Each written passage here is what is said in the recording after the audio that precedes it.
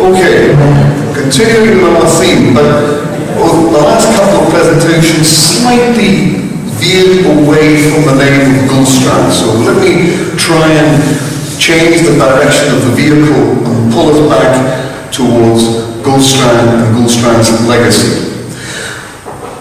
One thing about Gullstrand's work, which earlier this morning we had a resume of his life and his contributions, there are certain things that Gullstrand completely ignored. And the one thing in his work that he completely ignored was the tearfilm. And as all of you know, even those of you wearing optical correction, whether using lenses or pharmacologically induced, if you blink and stare at the screen, within 15 or 20 seconds, your eyes are going to get uncomfortable. We all know that. Because the tear film has a finite stability. But Gullstrand completely ignored the tear film in his Model I. Funny thing is, Gullstrand, just like some of his other co-workers, no, let me rephrase that, other people working in the field, when they produced their Model Is, they assumed that the cornea was a single unit, uniform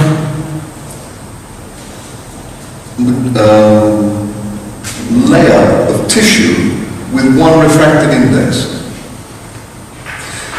If you look at the Schirling Model I, which was published in 1904, 5 years before Gullstrand's publication in 1909, if you look at the original Helmholtz work, which was done in, I believe, 1866, the refractive index of the cornea was regarded as uniform.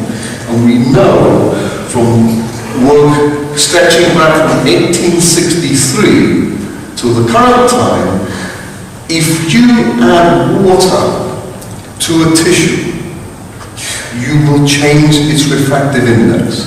And this slide on the right-hand side shows that as the water content of the bovine corneal stroma is increased, its refractive index goes down.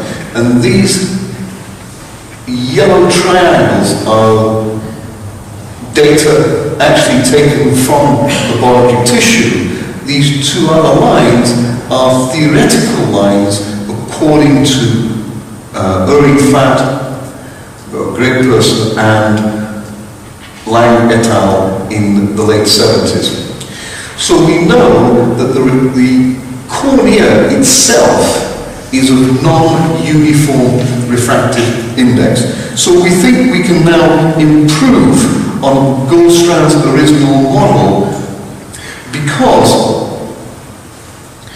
the lack of uniformity in the refractive index of the cornea, which Gullstrand did not know about, actually accounts for some of the changes we used to see in the early days of PRK, when, as some of you who've used PRK and are particularly familiar with it, you know that epithelial hyperplasia has a direct link-up with the shift in the refraction during the post-operative healing period.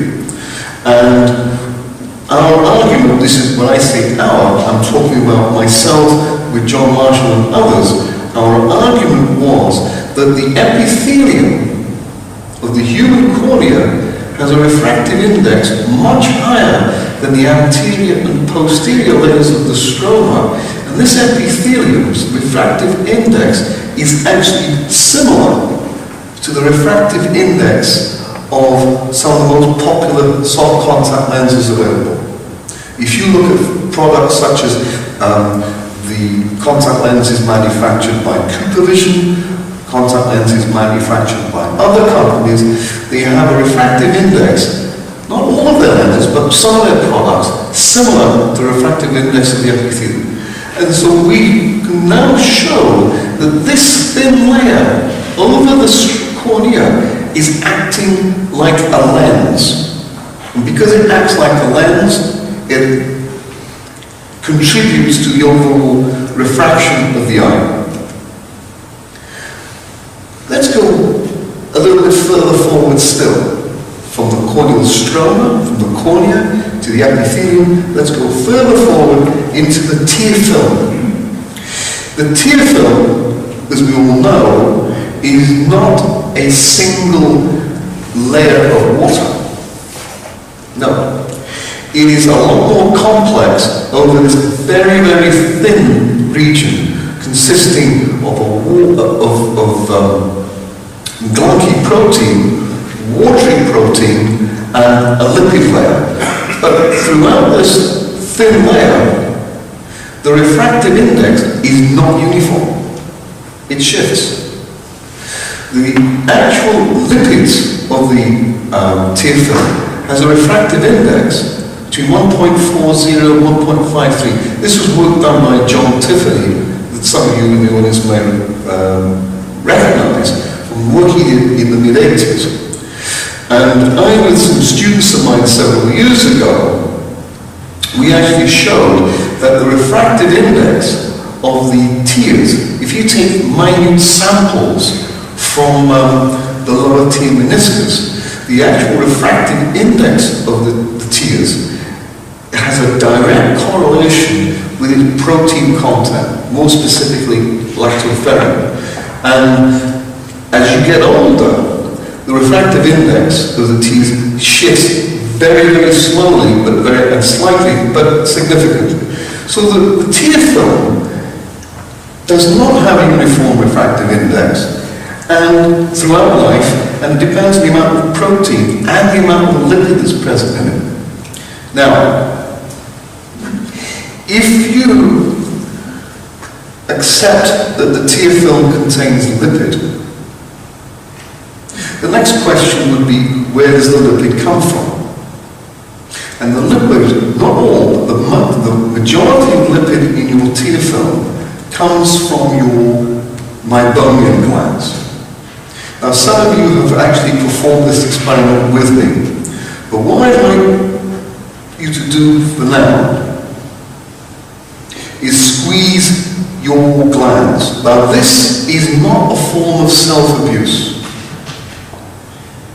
What I want you to do is look up and pinch your lower eyelid 2 or 3 times. Glance up and pinch your lower eyelid 2 or 3 times.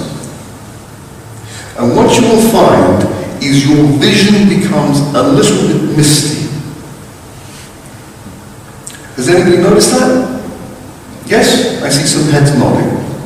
The reason why your visions become a little bit misty is that you squeezed out meibomian oil. What it has done is increase the stability of your tear film, but that extra lipid, because of its refractive index being higher than the watery content, what it's done is made your vision a little bit misty, because it hasn't mixed properly yet. So just like putting butter on bread, once you spread it, it becomes nice and even. But before you spread it, it's a lump, and you're blinking to spread that over. So, what does this all mean? It means that the lipid layer actually creates a series of optical diffraction or interference patterns over the surface of the tear film that we can actually see. And this way we can visualize the lipid layer of the tear film and actually decide whether somebody's lipid is insufficient and needs enhancing. Now, when you squeeze those lipids out, your vision became a little bit misty. Why? Because, as I said, it didn't mix very, very well. Once it's mixed, it's fine. What we do know is that eyes that are dry, eyes with poor lipid or poor tear secretions, tend to have a lot of aberrations. And this was a thesis that I actually examined a few years ago by Montes Mico. And what he found is that dry eyes tend to have, the optical quality of the eye is not as good as non-dry eyes. And what was also found then is that after you blink, the optical quality of your eye changes with time. It's at a peak around about 6 or 7 seconds after you blink, and then it degenerates. So, when you squeeze the liquid out of your eyes, your vision becomes a little bit hazy. And if you stare at this picture long enough, you will soon realize what you thought was in the picture is not actually in the picture. Has anybody worked out what's in that picture yet? It's funny, the guy that's actually took the pharmacological drops so he can see better in the distance has worked out what is actually in this picture before anybody else. Just bear that in mind when you thought. Now, to sum up, the refractive index of the tears is not uniform. If it doesn't mix very well, it will compromise the tear film and it will reduce the optical performance of the tear film. And this is demonstrated by this slide here, where because the water has a poor surface and it's poor mixing, it causes aberrations.